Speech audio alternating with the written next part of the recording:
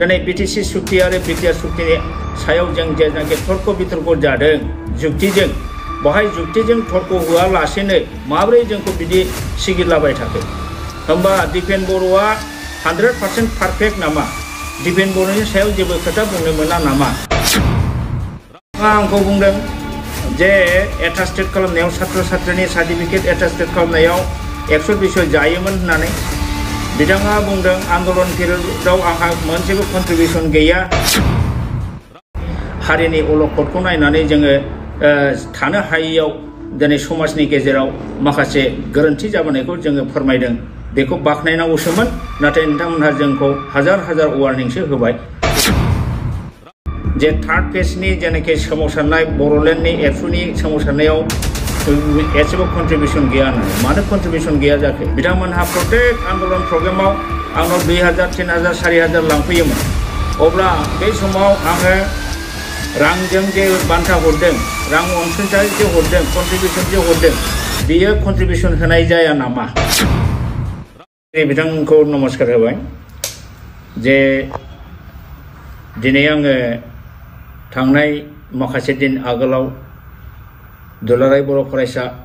आफाद एबसुनिफ्राय जे दावराव देख्रेब नार्जारि आरो अमर सिंह ब्रह्मनि सायाव जे गाज्रि जे व्यक्ति आक्रमण पार्सनेल एटाक जे खालामदों बेनि सायाव बुंनांगौ दं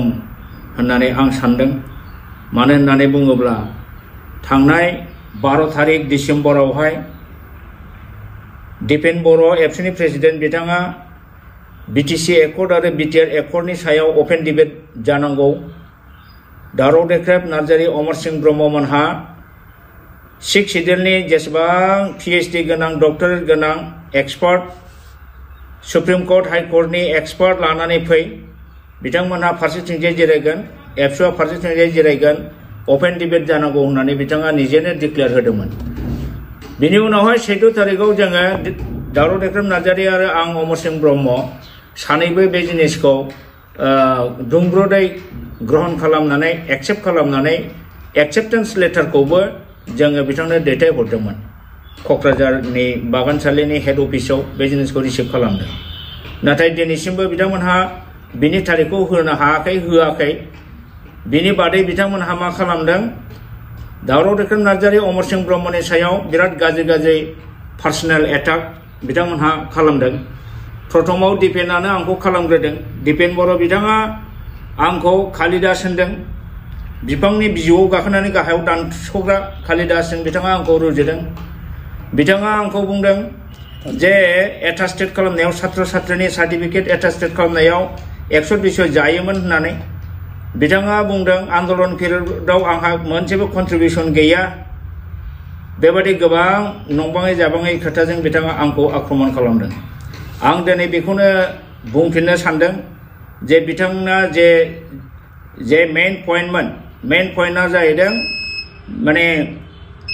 बिटिसि एकर्ड बिटिआर एकर्डनि सायाव अपेन डिबेटसोमोन आरो बे अपेन डिबेटखौ बिथाङा निजेनो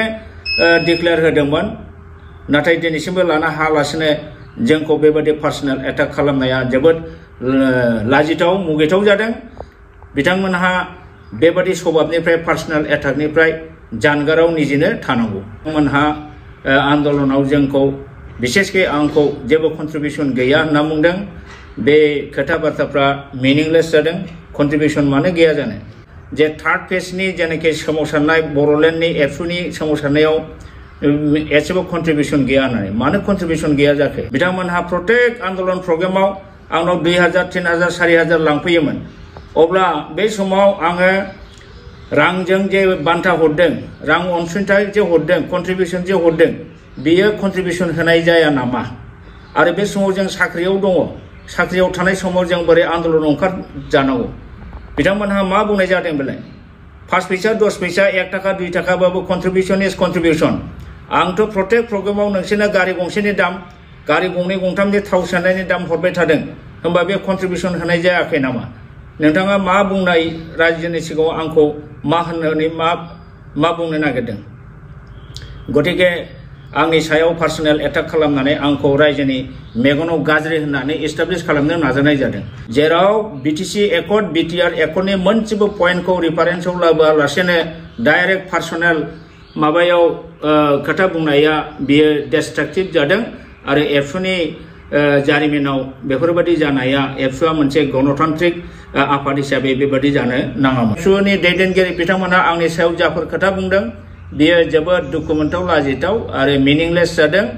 जे जायगायाव आङो टटेलि आंनि थाखाजों फैसाजों हक आरो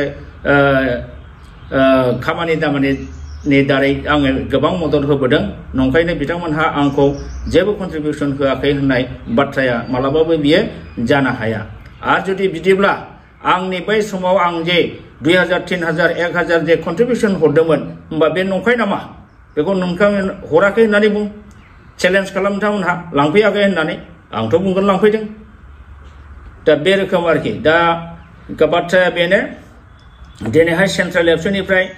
जोंखौ आरो जेबो होननो मोना होननानै वार्निं होबाय आं बेखौ दुखु मोनदों। होमबा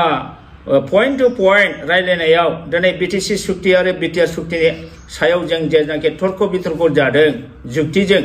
बहाय जुक्तिजों तर्क होआलासेनो माबोरै जोंखौ बिदि सिगिरलाबाय थाखो। होमबा दिपेन बर'आ 100% पारफेक्ट नामा? दिपेन बर'नि सायाव जेबो खोथा बुंनो मोना नामा? रावहाबो जेबो बुंनायनि अधिकार गैया नामा? दा बिथाङा माबा मोनसे फिसा फिसौ दस मावोबा बेखौ बुंनो मोना नामा? दा जोंनि बे कुइसन होमब्ला